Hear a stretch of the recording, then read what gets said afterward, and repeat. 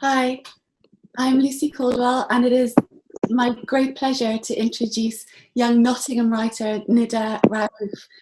It's been an utter joy working with Nidaa over the past year. Her enthusiasm, dedication, and commitment to all of our writing projects has just been inspirational. Our first big project was inspired by writer Jan Carson's postcard stories, in which Jan wrote a story to someone on the back of a postcard every day for a year. We decided that Nidaa was going to do this every day for a month. And so for those 30 days, she wrote bespoke stories to friends, family members, teachers, and others in her community. The project officially finished with a postcard exchange between Jan and Nidaa, bringing things full circle. But it's gone on to have a further life, because since then Nidaa's been working with pupils in her school on writing their own postcard stories, and has been shaping some of her postcard stories into a longer narrative. Our second project looked at the Instagram poetry of writers such as Nayyirah Waheed, and Nidaa set up an Instagram account at Worlds to Come and wrote a poem every day for a month. And these poems were written to broader audiences. Sometimes they were addressed to animals or to the world, to the future, allowing Nidaa to explore and express some of the burning passion and concern she feels for the natural world. We were determined that the coronavirus would not derail our plans. Nidaa wrote poems for friends and people in her community who'd been affected and at times even bereaved by COVID-19, using her poetry as a way of connecting with people, finding and offering solace. As the mother of two young children myself, I'm acutely conscious of the ways in which the coronavirus crisis has been particularly hard on young people, suddenly and indefinitely shut inside, cut off from friends and extended family members, with a complete loss of autonomy.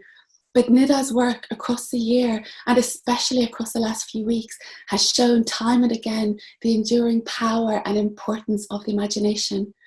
Her stories and her poems are strikingly bold, deeply felt, and intensely passionate, unafraid to challenge some of the dark energies of these times, feeling able always to engage with issues such as climate change, racism, and the recent Black Lives Matter movement.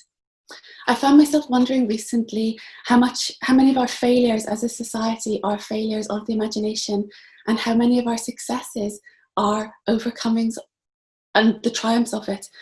We're in really good hands with this new generation of writers coming through.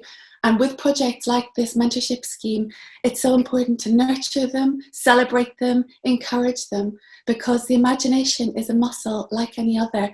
Unused, it ossifies and withers. Strengthened, it can free us from even the prison of ourselves. It's been entirely my privilege to work with Nidaa this year, because it's writers like her who are going to write us into a brighter and better future. And so, mashallah, Nidaa Raoof. Thank you, Lucy. Hi, so my first piece is an extract from my short story called The Story of the Seven Apocalypses, and it's a combination of postcard stories I wrote about climate change. Gentle sunlit rays embraced the blissful peach sea of warmth. Sapphire clouds of darkness lingered above the thunderstruck waves, beaming with lightning. The melting sky kissed what was left of the land goodbye, leaving peculiarity as a foreign dust amongst its shadows. Every soul became lost in the earth's nightmares, and the trees one by one stopped casting their shade on the ground. Every atom was lifeless. The planet was ready to die again tonight, but the people were not. Only this time, the sun would be gone forever. My next piece is one of my postcard stories, which is a twist on Alice in Wonderland. It's called Alice Lost Her Way to Wonderland. The amber leaves settled where the sun tickled the horizon. The whispering winds brushed the branches' elbows. Autumn knew Alice wasn't far from magic. There was frost freezing her nose and a breeze blowing her dress. Alice ran. She ran as far as she could, quickly and quietly. Autumn's presence wasn't far, and neither was its power. From the rage she carried in every step, she skid across the glistening leaves. A force like no other had held her down. But this wasn't Mother Nature's act. It squeezed her ankle tighter than the rope around her heart and pulled her down. Only this time it wasn't the white rabbit. It drew her into a vertical tunnel of mist. Blood lined the walls of her throat, and the mist had stolen the warmth from her lungs. Alice had reached the ground. Only this time it was to meet her death. Death screamed her name with anger. Never again could she visit Wonderland. Never again could she see the only family who loved her. She had lost her Wonderland. My next piece is a poem I wrote called A Mother.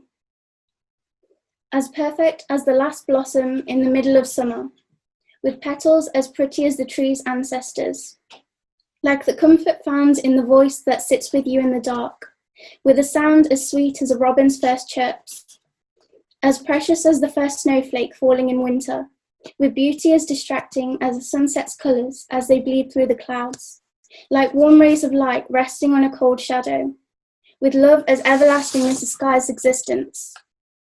The last blossom, the voice, the first snowflake, the sun. Not a single word, metaphor, poem, or book can describe a mum. My next poem is one of my favourite Instagram poems about water.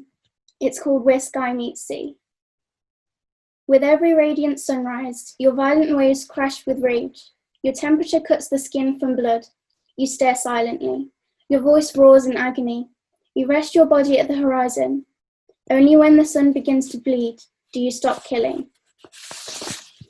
My last poem is an extract from a poem about racism based on recent events. You are not the colour of your skin or what you dream to win. You are not the clothes you wear or how you tie your hair. You are not the way you talk or the way you walk. You are not the scars on your skin, but the battles you have won. You are the diamonds that have appeared from the infinite pressure.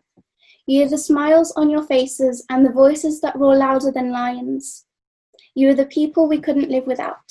You are the ones who will change us today and every day after. You are the history books. You are the power of love.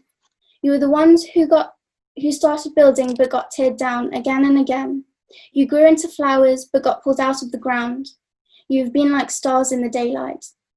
But you built your walls high around yourselves. You sprouted from the ground again. You found your way into the night sky, and there you shone. Thank you.